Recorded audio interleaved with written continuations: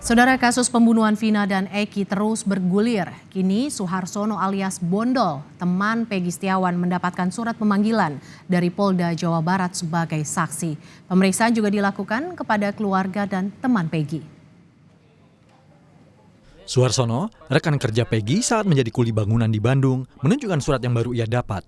Dalam surat tersebut, kepolisian meminta Suharsono memberikan keterangan sebagai saksi Jumat besok. Suharsono menyatakan akan menghadiri undangan itu sebagai saksi. Ia sudah bersiap untuk memberikan keterangan di hadapan polisi. Suharsono saat itu bersaksi bila saat kejadian pembunuhan, Peggy berada di Bandung dan mengantar ke pulangannya. Sehingga Peggy tak mungkin melakukan pembunuhan terhadap Vina dan Eki di Cirebon. Ini dapat surat dari polisi. Barusan berarti ini, Pak? Barusan, panggilan untuk saksi. Luciana, adik Peggy Setiawan, diperiksa selama 4 jam di Polres Cirebon Kota. Luciana dicecar 28 pertanyaan oleh penyidik terkait kasus pembunuhan Vina dan Eki. Luciana menjelaskan Peggy dan Robi merupakan kakak kandungnya.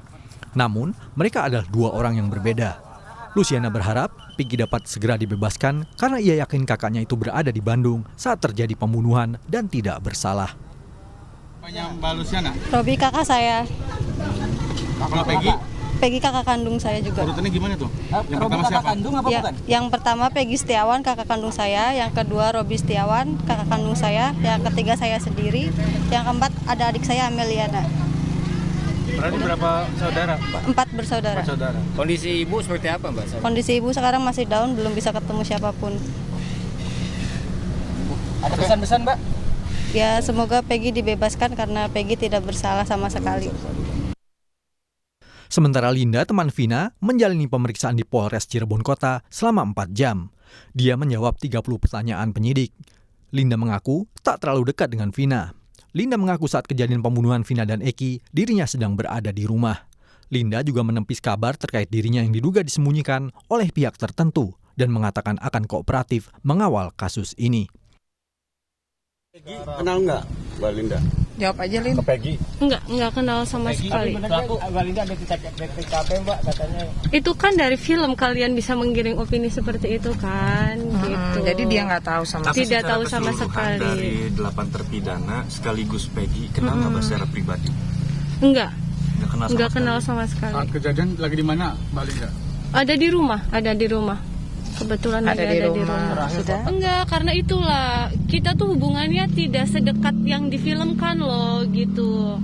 Cuma teman Ya, biasa aja. teman biasa Tongkrongan aja. doang. Iya, teman tongkrongan. Di tengah pemeriksaan kasus pembunuhan Vina di Polres Cirebon Kota, Rudi, ayah Peggy, mendatangi rumah ibu Peggy, Kartini, di Cirebon kemarin.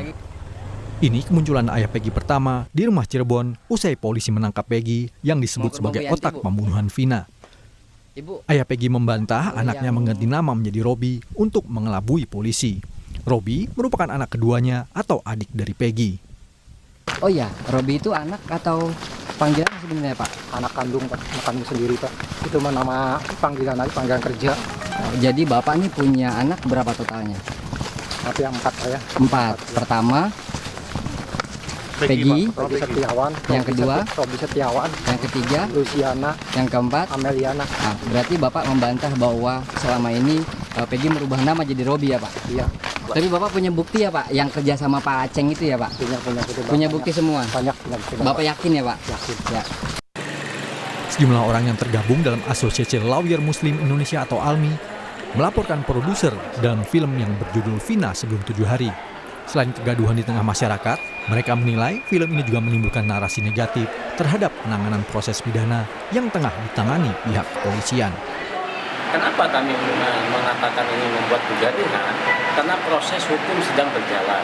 Beda halnya yang disampaikan rekan saya terkait dengan kasus cyanida, itu sudah inkrah, maka dibikin sebuah cerita supaya tidak terjadi lagi hal-hal yang di kemudian hari. Tapi terkait dengan almarhum Vina, ini kasusnya belum final dan masih dalam proses penegakan hukum.